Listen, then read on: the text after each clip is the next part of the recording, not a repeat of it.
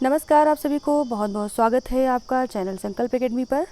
आज के इस क्लास में हम छायावाद के प्रश्नों को लेने वाले हैं। इसके पहले की क्लास में हमने छायावाद के 30 प्रश्नों को ले लिया है और उससे भी पहले जो लोग कि नए जुड़े हैं उन सभी को बताना चाहूँगी कि ये जो क्लास आप देख रहे हैं वस्तुनिष्ठ हिंदी, जो भी वस्तुनिष्ठ प्रश्न आप देख रहे हैं, इन सभी की पूरी एक सीरीज चल रही है जिसे हम समाधान सीरीज के नाम से चला रहे हैं। और ये सीरीज जो है वो आपको टीजीटी, पीजीटी, एलटी ग्रेड के पूरे पाठ्यक्रम को वस्तुनिष्ठ रूप में आप तक पहुंचाए जा रहा है। यानी कि जो भी पाठ्यक्रम है उसे प्रश्नों के माध्यम से आप तक पहुंचाया जा रहा है। थ्योरी की क्लासेस भी आगे शुरू की जाएंगी, लेकिन अभी जब तक के एग्ज़ाम की डेट नहीं है तब तक की हमारी कोशिश है कि हम पूरे पाठ्यक्रम पर जो भी उसको कवर करने वाले क्वेश्चन हैं उन सभी को आप तक पहुँचा सकें। फ़िलहाल इसके पहले की वीडियोज़ की लिंक को पाने के लिए डिस्क्रिप्शन में आपको प्लेलिस्ट मिल जाएगी, वहाँ से आप देख सकते हैं और साथ में चैनल के अबाउट से भी देख सकते हैं या किसी भी वीडियो को सर्च करके भी आप देख सकते हैं। चलिए हम आज के पहले प्रश्न को शुरू करते हैं। हमारा आज का पहला प्रश्न जो कि 31 नंबर से शुरू हो रहा है। 31 नंबर का प्रश्न पूछ रहा है, कलाधर उपनाम से कौन कविता करता था। देखिए, कुछ क्वेश्चन हमने बेसिक भी लिए हैं, कुछ मीडियम भी हैं और कुछ हायर क्वालिटी के भी हैं। यानी कि आप उच्च, मध्य और निम्न कोटि के प्रश्नों को जो तीनों प्रकार का सामंजस्य होता है वो सभी इस वीडियो में देखने को मिलेगा। इस वीडियो में क्या, हर वीडियो में देखने को मिलेगा। जो बेसिक क्वेश्चन होते हैं वो भी आपको आने चाहिए, जो थोड़े से उससे टफ होते हैं उससे मेरिट बढ़ती है एग्ज़ाम में, और जो उससे भी ज़्यादा टफ क्वेश्चन होते हैं जो बहुत डीप पूछे जाते हैं उन क्वेश्चन को भी हमने इन पैटर्न में लिया हुआ है, जिससे कि एक संपूर्ण तैयारी आपकी हो सके क्वेश्चन के माध्यम से। बाकी तो देखिए, एक भी क्वेश्चन ऐसा नहीं होता है जो किसी किताब से बाहर आता है, लेकिन एक ही किताब से सारे क्वेश्चन आ जाए ऐसा कभी नहीं होता है। तो आपको पढ़नी तो कई सारी किताबें हैं, उनसे नोट्स भी बनाने हैं, लेकिन कुछ हेल्प के लिए हम यहाँ पर कुछ क्वेश्चंस को दे रहे हैं। चलिए इसका हम सही उत्तर लेते हैं। कलाधर उपनाम से कौन कविता करता था, तो इसका जो सही उत्तर है वो है बी ऑप्शन, जयशंकर प्रसाद। जयशंकर प्रसाद कलाधर उपनाम से रचना करते थे। अगला प्रश्न है, किस कवि के बचपन का नाम झारखंडी था। झारखंडी, अब ये बहुत बेसिक क्वेश्चन है। अगर आपने प्रसाद जी की जीवनी पढ़ी है तो आपको ये सब चीज़ें पता होंगी। फिर भी हम पूरे छायावाद को कवर कर रहे हैं तो उसके सभी कवियों को भी कवर कर रहे हैं और उनके बेसिक क्वेश्चन को भी कवर कर रहे हैं। तो प्रसाद जी का बचपन का नाम झारखंडी था, इसमें भी बी ऑप्शन आपका सही हो जाएगा। अगला प्रश्न है, किस कवि के बचपन का नाम झारखंडी था। ये प्रश्न रिपीटेड हो गया है। अगले प्रश्न पर चलते हैं। कामायनी का प्रकाशन वर्ष क्या है। कामायनी का प्रकाशन वर्ष बहुत पूछा जाता है। कामायनी जो कि प्रसाद जी द्वारा रचित एक महाकाव्य है और ये आधुनिक काल का महाकाव्य है। आधुनिक काल में वैसे साकेत और प्रिय प्रवास भी आते हैं, लेकिन छायावाद का ये एक ऐसा महाकाव्य है जिसे बहुत ज़्यादा प्रश्न पूछे जाते हैं जिससे, और इस पर बनने वाले प्रश्नों को हम यहाँ पर लेने वाले हैं। तो इसका जो प्रकाशन वर्ष है उस पर ध्यान देंगे। पहले ये 1935 है। 1935 में ये महाकाव्य प्रसाद जी द्वारा रचा गया है। अब अगला प्रश्न पूछ रहा है कि कामायनी में कितने सर्ग हैं, तो इसमें सर्गों की संख्या जो है वो कितनी है। तो ये सर्ग वाला क्वेश्चन भी बहुत इंपॉर्टेंट है। इसमें 12, 14, 13, 15 इनमें से कौन सा हो, तो सही डी ऑप्शन 15 सर्ग हैं। और आपको बता दें, इन 15 सर्गों के नाम भी नेट के एग्ज़ाम में क्रम से पूछे जाते हैं। पिछली बार के एग्ज़ाम में भी नेट के इसमें जो है लास्ट के 4 दिए गए थे, जिसमें से उनको क्रम से लगाना था कि इसमें से जो सर्ग हैं उनको क्रम से लगाइए। तो इन 15 सर्गों के नाम आपको अपने पास नोट डाउन करने हैं और उनको याद भी करना है। इनके लिए आप किसी भी तरह की कोई ट्रिक भी बना सकते हैं। हम लोगों ने तो एक कविता जैसे बना रखा है, इस हिसाब से इसको याद कर रखा है। आपको ज़रूर बताना चाहूँगी, चिंता, आशा, श्रद्धा, काम, वासना, लज्जा, कर्म, ईर्ष्या, इड़ा, स्वप्न, संघर्ष, निर्वेद, दर्शन, रहस्य, आनंद। तो वैसे तो कोई ये ट्रिक नहीं है, लेकिन याद करने का एक अपना तरीका है। किसी को किसी भी शैली से याद हो जाए तो वो बहुत उसके लिए बेहतर होती है। तो एक बार दोबारा इसको हम रिपीट करेंगे। चिंता, आशा, श्रद्धा, यानी 3-3 सर्गों को यहाँ पर हम लोगों ने जो इसको बांधने की, याद करने की एक कोशिश की है, वो 3-3 सर्गों को एक साथ लेकर के बनाया है कि चिंता, आशा, श्रद्धा, काम, वासना, लज्जा, कर्म, ईर्ष्या, इड़ा, स्वप्न, संघर्ष, निर्वेद, दर्शन, रहस्य, आनंद। इसमें कभी कभी ये पूछा जा सकता है कि चिंता सर्ग जो है वो मतलब पहला सर्ग कौन सा है, अंतिम सर्ग कौन सा है, या फिर श्रद्धा सर्ग जो है वो किस नंबर पे आता है। इस प्रकार से इनको क्रम से लगाने के लिए भी दिया जाता है। अगला प्रश्न है, कामायनी को छायावाद का उपनिषद किसने कहा। कामायनी को छायावाद का उपनिषद किसने कहा है, तो इसका जो सही उत्तर है वो लेंगे हम शांति प्रिय द्विवेदी, यानी ए ऑप्शन यहाँ पर सही होगा। शांति प्रिय द्विवेदी ने छायावाद का उपनिषद कहा है। और बाकी लोग जिन्होंने कि ये बुक खरीद ली है, उन सभी के पास ये बुक और ये क्वेश्चन उनके पास हैं। अगर किसी भी क्वेश्चन में आपको कोई भी तरह की कोई यहाँ पर अशुद्धि मिलती है, उसको इस वीडियो के माध्यम से करेक्शन करते चलें।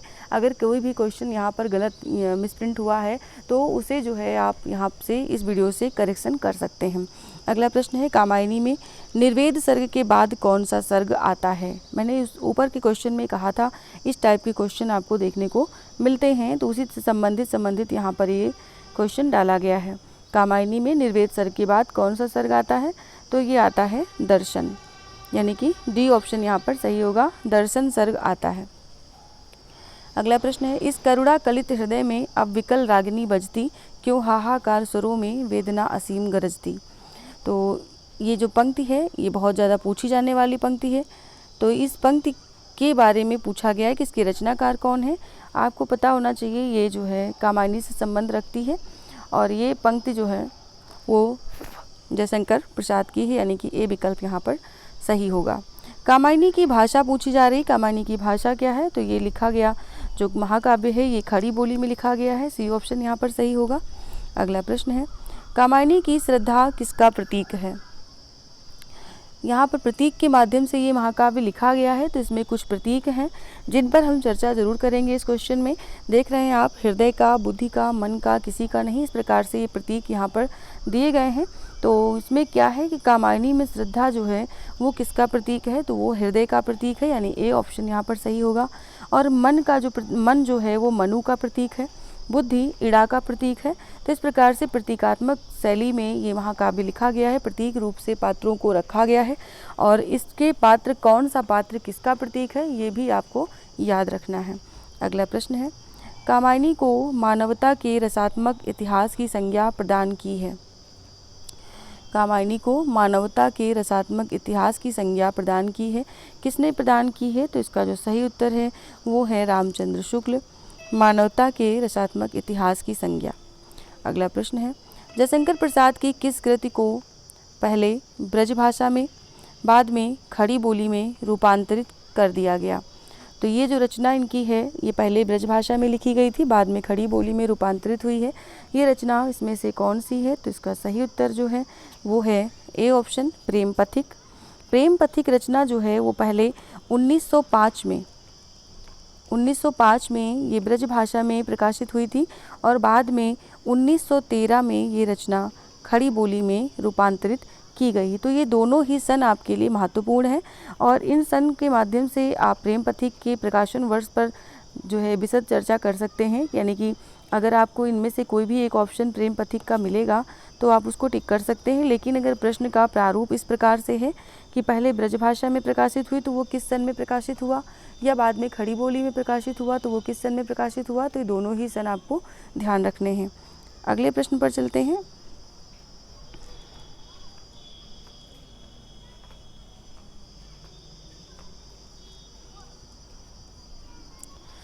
अगला प्रश्न है, लहरें व्योम चूमती उठती चपलाएं असंख्य नाचती। लहरें व्योम चूमती उठती चपलाएं असंख्य नाचती पंक्ति किस कृति से है? तो इसका जो सही उत्तर है वो है कामायनी, डी ऑप्शन यहाँ पर सही है, कामायनी। अगला प्रश्न है, झरना को छायावाद की प्रथम प्रयोगशाला का प्रथम आविष्कार किसने माना है? बहुत ही बेहतरीन प्रश्न है और ऐसे प्रश्न जो छायावाद से संबंधित हैं उसमें कई सारे प्रश्न जो कि प्रथम रचना से लेकर के या प्रथम प्रयोगशाला से लेकर के या प्रथम आविष्कार से लेकर के इस प्रकार से बनाए गए हैं, वो सभी आप तक रखने का प्रयास किया गया है इस वीडियो में या इन वीडियो सीरीज में। तो इसमें ये जो प्रश्न है इसमें पूछा गया कि झरना को, जो कि जयशंकर प्रसाद की रचना है, उसे छायावाद की प्रथम प्रयोगशाला का प्रथम आविष्कार किसने माना है?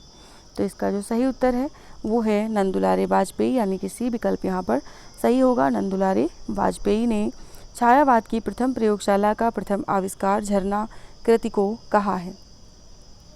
अगला प्रश्न है, प्रसाद जी की निम्नलिखित रचनाओं के प्रकाशन वर्ष को छांटिए। यहाँ पर एक पूरा नोट दे दिया गया आपको और इसके आधार पर जितनी भी रचनाएं प्रसाद जी की यहाँ पर दी गई हैं उन सभी के प्रकाशन वर्ष को आपको बताना है। तो कमेंट सेक्शन में आप ज़रूर लिखें या लाइव सेशन में अगर हैं तो लाइव सेशन में लिखें। तो इसका जो उत्तर है 44 नंबर का, यानी उर्वशी रचना का प्रकाशन वर्ष पूछा गया है। तो उर्वशी जो प्रकाशित हुई थी वो 1909 में प्रकाशित हुई थी, सी ऑप्शन यहाँ पर सही होगा। करुणालय का प्रकाशन वर्ष पूछा गया, ये 1912 में प्रकाशित हुआ। ए ऑप्शन यहाँ पर सही है, 1912 में। अगली रचना है झरना। झरना का प्रकाशन वर्ष है 1918, यानी बी ऑप्शन यहाँ पर सही होगा। आंसू का प्रकाशन वर्ष है, आंसू 1923 में प्रकाशित हुई थी, आंसू। और अगला प्रश्न है लहर। लहर का प्रकाशन वर्ष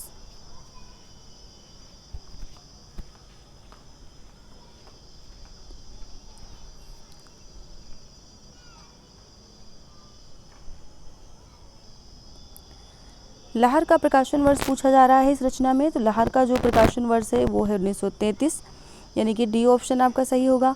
कामायनी का प्रकाशन वर्ष है, तो कामायनी का प्रकाशन वर्ष है 1935, यानी ए ऑप्शन यहाँ पर सही होगा। ये जयशंकर प्रसाद की महत्वपूर्ण रचनाएं हैं जिनके कि प्रकाशन वर्ष परीक्षा में पूछे जाते हैं। अगला प्रश्न है जयशंकर प्रसाद की प्रथम कविता सावन पंचक किस पत्रिका में प्रकाशित हुई थी? जयशंकर प्रसाद की प्रथम कविता सावन पंचक किस पत्रिका में प्रकाशित हुई थी? तो इसका जो सही उत्तर है वो है भारतेंदु पत्रिका, यानी बी ऑप्शन। भारतेंदु पत्रिका में जयशंकर प्रसाद की प्रथम कविता सावन पंचक प्रकाशित हुई थी। और भारतेंदु में इन्होंने कलाधर उपनाम से ये प्रकाशित कराया था, कलाधर उपनाम से लिखी गई थी। और राधाचरण गोस्वामी की संपादित पत्रिका है भारतेंदु, यानी कि ये प्रश्न भी आपसे पूछा जा सकता है कि भारतेंदु पत्रिका के संपादक कौन हैं? तो वो हैं राधाचरण गोस्वामी। अगला प्रश्न है प्रसाद की उर्वशी रचना का प्रकार क्या है? तो प्रसाद की जो उर्वशी रचना है इसका प्रकार पूछा गया है, तो ये है एक प्रकार का चंपू काव्य, यानी कि सी ऑप्शन यहाँ पर सही होगा। चंपू काव्य है ये। और चंपू काव्य में आप जानते हैं गद्य और पद्य मिश्रित काव्य होता है और इसका प्रकाशन वर्ष भी बहुत महत्वपूर्ण है। तो ये 1909 में प्रकाशित हुई थी रचना उर्वशी, जो कि ऊपर के प्रश्न में हम ले चुके हैं। अगला प्रश्न है प्रसाद जी का खड़ी बोली का प्रथम काव्य संग्रह कौन सा है? खड़ी बोली का प्रथम काव्य संग्रह कौन सा है इसमें से? तो ये बी ऑप्शन सही है, कानन कुसुम। कानन कुसुम जयशंकर प्रसाद का खड़ी बोली में लिखा गया प्रथम काव्य संग्रह है। अगला प्रश्न है प्रसाद जी के किस काव्य को हिंदी का मेघदूत कहा जाता है? तो हिंदी का मेघदूत इनके किस काव्य को कहा जाता है? इसका जो सही उत्तर है वो है आंसू, यानी कि बी ऑप्शन यहाँ पर सही होगा। इसे हिंदी का मेघदूत कहा जाता है। अगला प्रश्न है शेर सिंह का शस्त्र समर्पण प्रसाद की किस रचना में संकलित है? शेर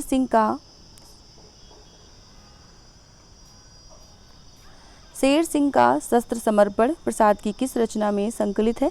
तो इसका जो सही उत्तर है वो है ए ऑप्शन, यानी कि लहर में संकलित है। अगले प्रश्न पर बात करेंगे। अगला प्रश्न है कामायनी का चिंता सर्ग सर्वप्रथम किस पत्रिका में प्रकाशित हुआ था? तो ये जो कामायनी में चिंता सर्ग आप देख रहे हैं, जो कि पहला सर्ग माना जाता है, तो ये किस पत्रिका में सर्वप्रथम प्रकाशित हुआ था? तो ये प्रकाशित हुआ था बी ऑप्शन, यानी कि सुधा पत्रिका में प्रकाशित हुआ था। ऐसे प्रश्नों के साथ हम रोज़ उपस्थित हो रहे हैं। सोमवार से शनिवार रात 9 बजे आपको ये वीडियो मिल जा रही हैं। और अगर आपको ये प्रश्न अच्छे लग रहे हों, आपको पूछने की शैली अच्छी लग रही हो, बताने की शैली अच्छी लग रही हो, ज़रूर लाइक करें। वीडियो को लाइक करे बिना ना जाएँ।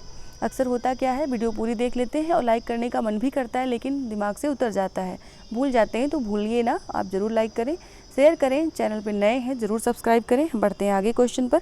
आगे का क्वेश्चन हमारा है कामायनी की रचना किस छंद में हुई? कामायनी की रचना किस छंद में हुई है? तो इसका जो छंद है वो पूछा गया है। ये छंद है ताटंक, सी ऑप्शन यहाँ पर सही होगा। ताटंक छंद में कामायनी की रचना की गई है। आपको बता दें ताटंक छंद के विषय में कुछ कि ये एक प्रकार से ये अर्ध सममात्रिक छंद है। अर्ध सममात्रिक छंद है। इसमें हर छंद की तरह 4 चरण होते हैं, 4 चरण हैं और विषम पद में 16 मात्राएं और सम पद में 14 मात्राएं होती हैं। तो ये जो ताटंक छंद है ये कामायनी में ही देखने को मिलता है और इसकी जो विशेषता है वो यही है कि इसके विषम पद में 16 और सम पद में 14 मात्राएं होती हैं। अगला प्रश्न है अधरों में राग अमंद पिए, अधरों में राग अमंद पिए, अलकों में मलयज बंद किए, तू अब तक सोई है आली आँखों में भरे विहागरी। उपरोक्त पंक्ति प्रसाद जी के किस कविता से ली गई हैं? तो इसका जो सही उत्तर है वो है लहर, यानी कि सी ऑप्शन यहाँ पर सही होगा, लहर। अगला प्रश्न है किसने छायावाद को मधुचर्या कहा है? बहुत अच्छे अच्छे प्रश्न आपको मिल रहे हैं देखने को। या आप पुराने पेपर जब भी उठाएंगे टीजीटी पीजीटी एलटी ग्रेड के, आपको ऐसे ही प्रश्नों की श्रृंखला मिलेगी जो कि पूछे गए हुए हैं। और इस प्रकार के प्रश्नों के लिए कोई अलग से कोई किताब आपको मिलने वाली इतनी ज़्यादा आसान नहीं है। तो इन प्रश्नों को बहुत ही मेहनत से संयोजित किया गया है और आपके लिए यहाँ पर इसको प्रस्तुत किया जा रहा है। तो इसके लिए एक बस आपको करना क्या है, केवल और केवल आपको लाइक करना है, चैनल पे बने रहना है, डेली रूटीन में इन वीडियोज़ को सुनते हुए अपनी तैयारी करते रहना है।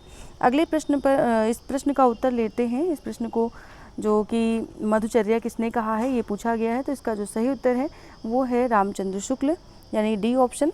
रामचंद्र शुक्ल ने छायावाद को मधुचर्या कहा है। अगला प्रश्न है, इस करुणा कलित हृदय में अब बिकल रागिनी बजती, क्यों हाहाकार स्वरों में वेदना असीम गरजती। उपरोक्त पंक्ति प्रसाद जी की किस रचना से ली गई है। तो इसका जो सही उत्तर है वो है आंसू, ए ऑप्शन। आंसू से ये पंक्ति ली गई है। इस करुणा कलित हृदय में अब बिकल रागिनी बजती, क्यों हाहाकार स्वरों में वेदना असीम गरजती। अगला प्रश्न है, तुम भूल गए पुरुषत्व मोह में कुछ सस्ता, यहाँ पर लिखा है सॉरी, इसके लिए इसको आपको सत्ता पढ़ना है।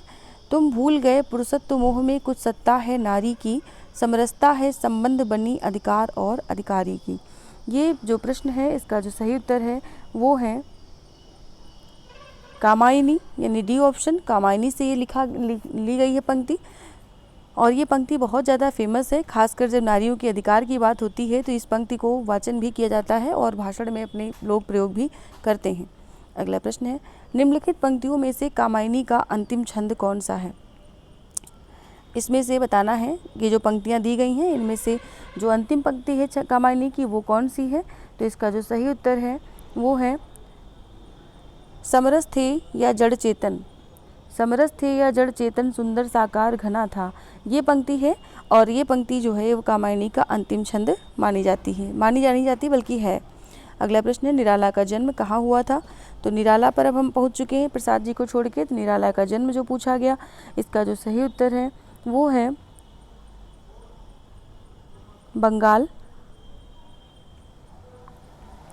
बंगाल में, सी ऑप्शन। बंगाल में महिसादल यानी मेदिनीपुर में इनका जन्म हुआ था। मेदिनीपुर महिसादल जो है वो पश्चिम बंगाल में आता है। अगला प्रश्न है, किस छायावादी कवि को महाप्राण कहा जाता है। तो महाप्राण निराला के लिए संबोधित किया जाता है, बी ऑप्शन यहाँ पर सही होगा, निराला। और अगला प्रश्न है, आप जो ये प्रश्न देख रहे हैं ये सभी प्रश्न छायावाद से संबंधित हैं और इसके पहले की वीडियो जो है वो सभी आपको प्लेलिस्ट में मिल जाएंगी, प्लेलिस्ट में भी हैं और प्लस वीडियो के डिस्क्रिप्शन में भी दी गई हैं। निराला का प्रथम काव्य संग्रह कौन सा है। अगला प्रश्न पूछ रहा है, निराला का प्रथम काव्य संग्रह कौन सा है। तो इसका जो सही उत्तर है वो है प्रथम काव्य संग्रह पूछा गया है। तो इसका जो सही उत्तर है वो है अनामिका, सी ऑप्शन। अनामिका जो कि 1923 में प्रकाशित हुई थी ये रचना। और अनामिका के 2 पार्ट मिलते हैं, इसके आगे वाले क्वेश्चन में हम उस पर भी बात करेंगे। तो ये जो काव्य संग्रह है अनामिका ये 1923 में प्रकाशित हुआ था और ये निराला का प्रथम काव्य संग्रह है। अगला प्रश्न है, निराला की लंबी कविताओं में कौन लंबी कविता नहीं है। तो ये जो लंबी कविताएं दी गई हैं 3 हैं, इसमें से एक नहीं है। तो जो नहीं है उसको पहचानना है, बाकी आप जानते होंगे, आपने तैयारी की है या पढ़ा है तो इसमें से लंबी कविताओं के जो टाइटल हैं उनको आप बखूबी जानते होंगे। हमारा जो सही उत्तर है इसमें वो है भिक्षुक, डी ऑप्शन। बाकी सरोज स्मृति, कुकुरमुत्ता, राम की शक्ति पूजा ये सभी लंबी कविताएं हैं जो कि निराला की कविता लंबी कविता के रूप में जानी जाती हैं। भिक्षुक इसमें से एक शॉर्ट कविता है, छोटी कविता है। और इसके अलावा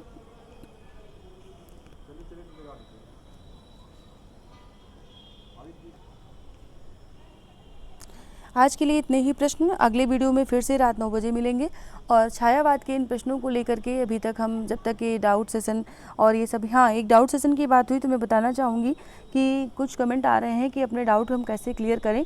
तो उसके लिए हम एक दिन आपको पहले से नोटिफिकेशन दे देंगे, एक दिन लाइव क्लास रखेंगे जिसमें आपके उन सभी क्वेश्चन को लेंगे जो कि आपने कमेंट सेक्शन में हमसे पूछे हैं और उन सभी क्वेश्चन के डाउट जो हैं आपके क्लियर करवाएंगे। इसके लिए आपको कुछ नहीं करना है, आपको बस नोटिफिकेशन देखते रहना है। आपको इसी चैनल पर नोटिफिकेशन दे दी जाएगी और एक लाइव सेशन होगा जिसमें आप लोग भी उपस्थित रहेंगे और आपके अपने जो भी इन क्वेश्चन से संबंधित जो कि करवाए गए हैं उनसे जो भी डाउट हैं वो सभी क्लियर किए जाएंगे। अगली क्लास रात 9 बजे प्रसारित होगी, यानी कि कल अगले दिन।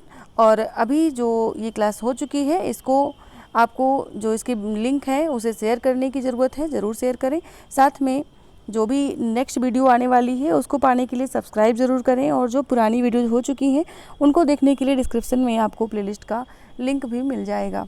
चलिए बात करते हैं हम नेक्स्ट वीडियो की। नेक्स्ट वीडियो में हम छायावाद के प्रश्नों को लेकर के फिर से आएंगे। आपको बता दें लगभग 250 के आसपास इन सभी प्रश्न हैं, और अभी तक हमने 60 प्रश्न इसमें से किए हैं। तो नेक्स्ट वीडियो में हम इसके बाद के क्वेश्चन को लेकर के रात 9 बजे फिर से उपस्थित होंगे। आप सभी की उपस्थिति अनिवार्य है। आप सभी को बहुत बहुत धन्यवाद और आभार। सभी को गुड नाइट, शुभ संध्या, शुभ रात्रि।